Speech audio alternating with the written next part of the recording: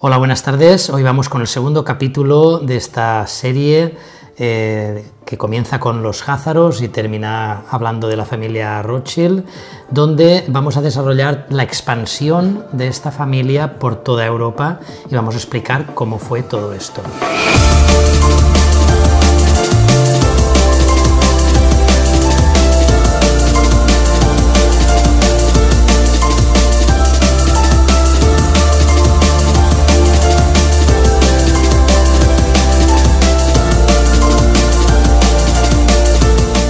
Habíamos quedado en que Mayer Amschel Bauer, que era podríamos decir, el primero que adopta el nombre de la familia Rothschild,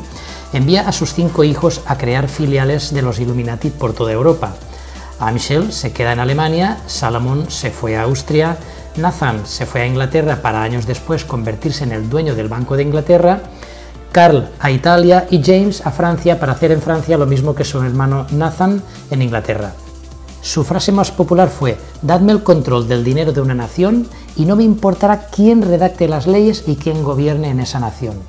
A su muerte dejó un testamento con un reglamento de cómo deben hacerse los negocios, como por ejemplo que todos los puestos relevantes debían ser ocupados por miembros varones de la familia, que debían casarse entre sí con los primos de primero y segundo grado, que nunca se conocieran sus bienes en ninguna parte, entre otros. Y para entender este último punto del testamento, por este motivo los Rothschild nunca han estado en la lista Forbes de los personajes más ricos del mundo. En esta revista solo aparecen personas ricas de rango inferior.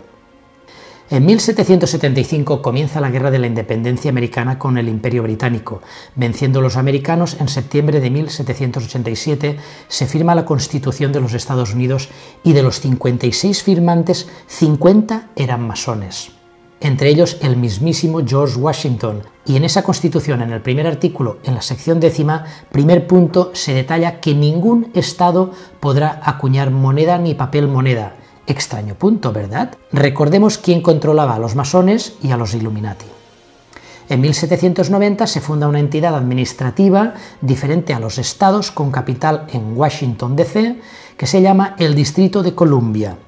en el que se establecen las 3 ramas del gobierno de los Estados Unidos, que a partir de ese momento se convertirá en la verdadera capital oficial, de modo que solo se podría acuñar moneda dentro de ese distrito y no en cualquier otro estado.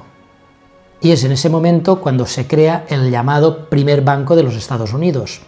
estando detrás de ellos la familia Rothschild. A partir de esos momentos comienza un sistema inflacionario que les permitiría crear depresiones y obligando a endeudarse a los gobiernos y a la gente a hacer préstamos para sobrevivir. Préstamos que ellos mismos concedían naturalmente, acuñando moneda de la nada, ya que eran los únicos que podían hacerlo según la propia Constitución, hasta que en 1811 los Rothschild perdieron este monopolio y el propio Nathan Mayer Rothschild dijo que o se le volvía a conceder la renovación del monopolio o los Estados Unidos se verían envueltos en una desastrosa guerra, y como no se aceptó, Nathan emitió una nueva amenaza: enséñele a esos imprudentes estadounidenses una lección, que vuelvan nuevamente al estatus de colonia.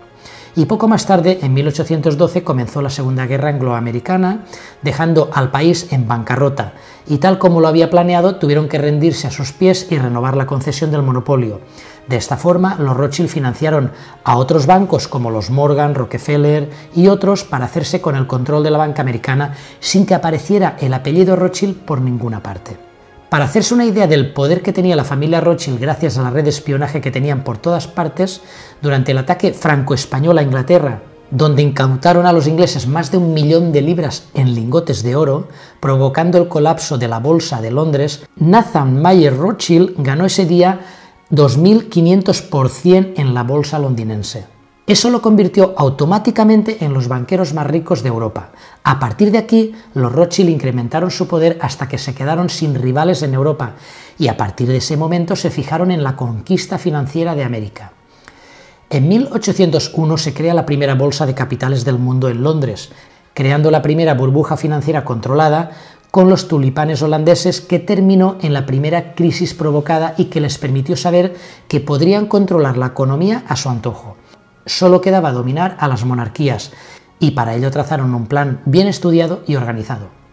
Durante el siglo XIX, la familia Rothschild crea el movimiento sionista o sionismo, que planea trasladar a todos esos judíos askenazis a la Palestina árabe, el antiguo Israel, creando un nuevo Estado, y para ello trazan un fantástico plan diseñado por el askenazi Theodor Herzl, donde desarrolla todas las revoluciones y guerras que sucederían durante el siglo XX, incluidas las dos guerras mundiales, para justificar la creación de instituciones a nivel mundial como la ONU, la OMS, el FMI y otras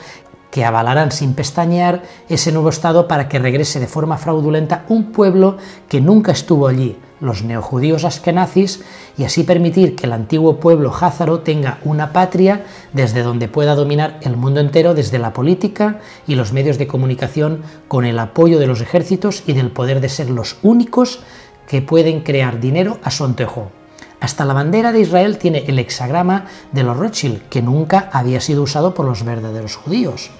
Como primer evento de este plan, organizan el Congreso de Viena de 1814, donde la familia Rothschild intenta crear el primer organismo de gobierno mundial, promoviendo una Liga de las Naciones, donde el zar Alejandro I de Rusia no le gustó la idea e impidió su creación. Unos años antes, Alejandro se negaría también a que los Rothschild crearan un banco central Rothschild en Rusia, ya que tenían muy claro que ceder la emisión de moneda a un banco privado es favorecer la creación de una deuda artificial que solo beneficiaba a la banca Rothschild. Estos dos hechos enfadaron a estos banqueros y entonces Nathan Mayer juró que algún día mataría al zar y a toda su familia, y fueron los bolcheviques quienes lo harían unos años más tarde, durante la revolución que formaba parte del plan creado por Theodor Herzl y financiado por los Rothschild. En su relación con el príncipe Guillermo, el cual tenía miedo de que Napoleón le confiscara su dinero, depositó toda su fortuna en los bancos de los Rothschild, y estos financiaron tanto a Wellington con Nathan Mayer y a Napoleón con James Mayer, comenzando así su política de financiar ambos bandos para las futuras guerras que se producirían en toda Europa e incluso en el mundo entero, ya que se daban cuenta que las guerras son préstamos libres de riesgos, aunque pierda la guerra, ya que la garantía de que el pueblo garantizará con su esfuerzo la devolución de dicha deuda hizo que la familia Rothschild amaran las guerras. Durante la batalla de Waterloo, los Rothschild tenían a un espectador de confianza presente en la batalla, y cuando estaba seguro de que los ingleses iban a ganar esa batalla, se fue rápidamente utilizando varias postas y un rápido velero hasta llegar a Inglaterra, avisando a Nazar de que Inglaterra iba a ganar la guerra, por lo que este se presentó con la máxima celeridad en la Bolsa de Londres el 19 de junio de 1815 y vendió todos sus bonos de Estado, y esto hizo que estallara el pánico y todo el mundo vendió ese día en la bolsa al mínimo precio, creyendo que la batalla se había perdido, y a última hora testaferros de los Rothschild compraron todos los bonos casi regalados, y cuando el día 21 llegó la noticia de la victoria inglesa, las acciones subieron de valor 20 veces, convirtiéndose los Rothschild en los dueños de toda la deuda pública inglesa. A partir de ahí remodelarán el Banco de Inglaterra a su medida. Después de esta operación y una vez vencido Napoleón, los Rothschild devolvieron la fortuna al príncipe Guillermo con el 8% de interés pactado, y este pudo tomar el trono de los Países Bajos. Todos salieron ganando, menos la sociedad, que quedó devastada por la guerra. Después de estos hechos decidieron ir a por Francia y comenzaron a comprar bonos del Estado francés para que subieran de precio, y cuando su precio estaba por las nubes, los Rothschild ordenaron la venta de todos los bonos de golpe, lo que produjo un pánico financiero que hizo que los bonos franceses perdieran su valor y los Rothschild se hicieran con el control de la economía francesa. En 1827, Sir Walter Scott publica sus 9 volúmenes sobre la vida de Napoleón, y en el volumen segundo afirma que la Revolución Francesa fue planeada por los Illuminati y financiada por la familia Rothschild. En 1833, el presidente Andrew Jackson elimina los depósitos del gobierno de los bancos controlados por los Rothschild, y estos contraatacan contrayendo la oferta monetaria, causando una depresión financiera, y en respuesta el presidente declaró: «Ustedes son como una cueva de víboras y ladrones, y tengo la intención de derrotarlos completamente, y por el Dios eterno los voy a expulsar». Esto le costó ser el primer presidente que sufriera un atentado por parte de Richard Lawrence, el cual le fallaron las 2 pistolas por la gran humedad, para suerte del presidente Jackson. Años más tarde, Richard se jactaría de que había sido contratado para asesinar al presidente por gente muy poderosa desde Europa.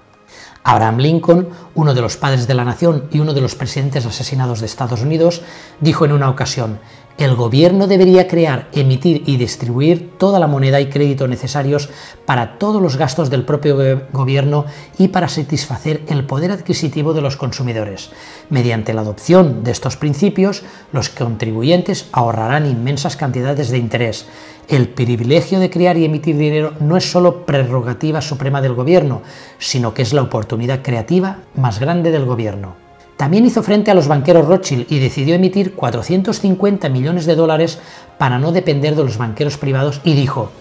le dimos a la gente de esta república la mayor bendición que ha tenido, su propio papel moneda para pagar sus propias deudas. Inmediatamente después, el The Times de Londres publica: si esta astuta política financiera con origen en Norteamérica se consolida, ese gobierno proporcionaría su propio dinero sin costo alguno y podrían pagar sus deudas. Tendrán todo el dinero necesario para llevar a cabo su comercio y se convertirá en el gobierno más próspero de la historia. Este gobierno debe ser destruido o destruirá todas las monarquías del mundo. En una declaración en el Congreso de 1865, Lincoln también dijo: tengo dos grandes enemigos, el ejército del sur frente a mí y a las instituciones financieras por detrás. De los dos, el de atrás es mi mayor enemigo. 2 meses más tarde, Lincoln fue asesinado un 14 de abril. En este segundo vídeo hemos conocido el origen de la banca y la verdad sobre el poder que tiene esta familia de banqueros hasta el punto de poder crear guerras y depresiones económicas a su antojo. Esto hará que entendamos mejor el resto de la información que se dará en los siguientes capítulos de esta serie de vídeos: los judíos házaros y la élite financiera de los Rothschild. Muchas gracias y, como ya sabéis, podéis darle a me gusta al vídeo y suscribiros si no lo habéis hecho todavía. Hasta el tercer capítulo. Nos vemos pronto.